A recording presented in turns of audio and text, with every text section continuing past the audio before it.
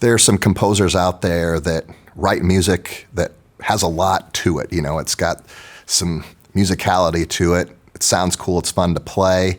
And there's another set of composers that are able to write music where it has some of the techniques in it that we're working on in class. Now, to marry those two together, to have music that has some substance to it and that has technique to go with it, that's usually not the case. But there are some composers out there that can do it, and isn't it so nice when that happens? You know, Kurt Mosier comes to mind. I think, for my money, he's one of the best at doing that. But Merrill Isaac did a really good job with this too in the Waltz. There's a lot of arpeggios in the Waltz, and you're probably working on arpeggios in class. I remember when I was a student, I didn't really like to play scales and arpeggios. I didn't find it very rewarding or fun. It was just kind of like a hassle, kind of like a chore that I had to do. But hey, when I learned those scales, and then later on when I was playing like Mendelssohn or something, it's like, oh, this run, it's like, well, that seems oddly familiar. I was able to do that surprisingly well the first time. Why is that? Oh, yeah, it's because I worked on scales. Or, you know, this arpeggio, wow, you know, I know the fingers. I have 1, 3, 1, 4. You know, this pattern, like I know all this stuff like right off the bat. Well, why? Well, it's because I worked on arpeggios in class. So yeah, it's going to pay off. But at the time, as a student, I didn't make that connection to the future. You know, I didn't look to my future self and say, hey, one day I'm going to be playing Mendelssohn and this is going to pay off. At the time, I was just bored. And to be honest, I still kind of hate practicing scales and arpeggios. I just rather practice them as they come up in the literature, and your students are probably the same way. So that's awesome, because there are some arpeggios here in the Waltz, and they're more likely to practice and enjoy it if they're in their concert music than they are if you're playing out of a book or if you're just doing it by rote in class. In the Teaching Companion, available on teachingorchestra.com, I outline the fundamental harmonies. Now, all arpeggios are just melodic version of some kind of a chord, of some kind of a harmony, right? So I write down which harmony it is, and they can play through it up and down and get really good at it, and then move on to the next one.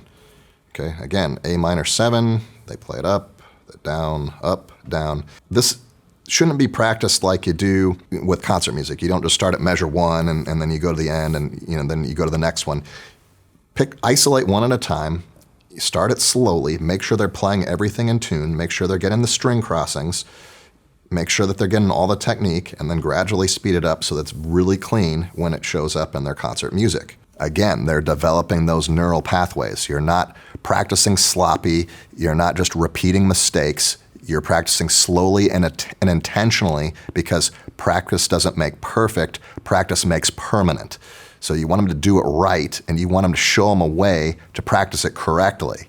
I mean, think about it. How many times were you, when you were a student, you know, wherever, or a player where stuff wasn't going right, and the only critical feedback that you're getting from your orchestra teacher is like, hey, you just need to practice more. Okay, well, what does that actually mean? Like, students go home, do they know how to practice? Do they know how to deconstruct the technique? No, they have no idea. They're just going to go home and keep doing it sloppily, and they come back and they're like, yeah, I did practice, you know, and my practice card says 30 minutes, right? Like, no, I'm sorry, that's not actually practicing. Practicing is where you isolate something and you break it down and you do it slowly and you work on it, and you do it slow enough to where you're not making any mistakes, and you're doing it very cleanly. And so some of these exercises provide that accountability, so they have to go slow and they have to isolate. They're just not doing run-throughs of the music. If your students are having trouble with intonation, if they're not able to hear the pitch as well, check out Season 1, Episode 3, and I have some exercises on how to develop good intonation. There are two different sides to intonation. There's the cultural side of intonation, meaning that your whole orchestra, do they understand what in tune means? Do they have that culture of tuning built into their class? And the other one is physical. There are some physical things that we do that really destroy our intonation. One of them is that when we cross strings, we got to cross strings with both hands. So you can cross strings with the bow, but you also have to rotate the shoulder. And when you're playing on the G string, you got to get that elbow under. And for cellos and basses, they have to be able to rotate the shoulder too. It's really hard to do that if their elbows are down. And how many orchestras do you see out there playing where their cellos and basses are playing with their elbows glued to their sides? Yeah, it's really hard to play on your lower strings like that. I mean, it's hard to play on any string like that. You shouldn't have them do that. But you have them correct the technique, and then all of a sudden their intonation gets a lot better. The other exercise that I really like is something that I call slide into pitch.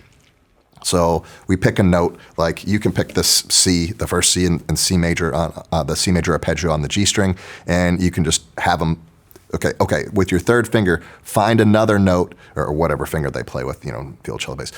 Find another note on the G string that's above C, and they'll go clear up the fingerboard. Okay, cool, let's play it, sustain. Now I want you to slide back into C, and they all slide in. Hey, and it gets better, right? Why does it get better?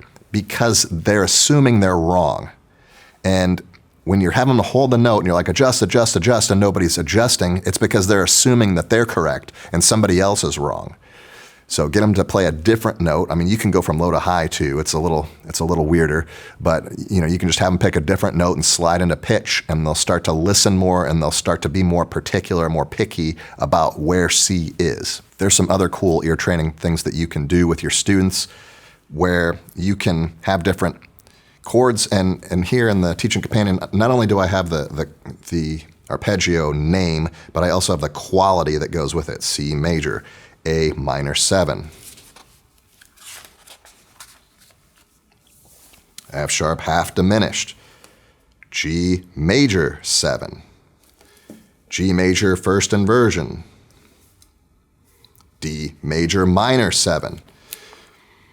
That's quite a few different types of arpeggios, major chords, seventh chords. Can your students hear the difference between a major minor seventh and a half diminished seventh? Maybe, maybe not.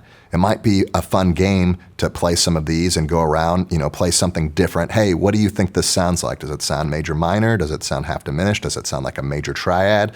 What does this sound like? And you turn into a game, win big prizes, all that stuff. Yay. I know music theory is so boring, but maybe training their ears a bit will help them play more in tune.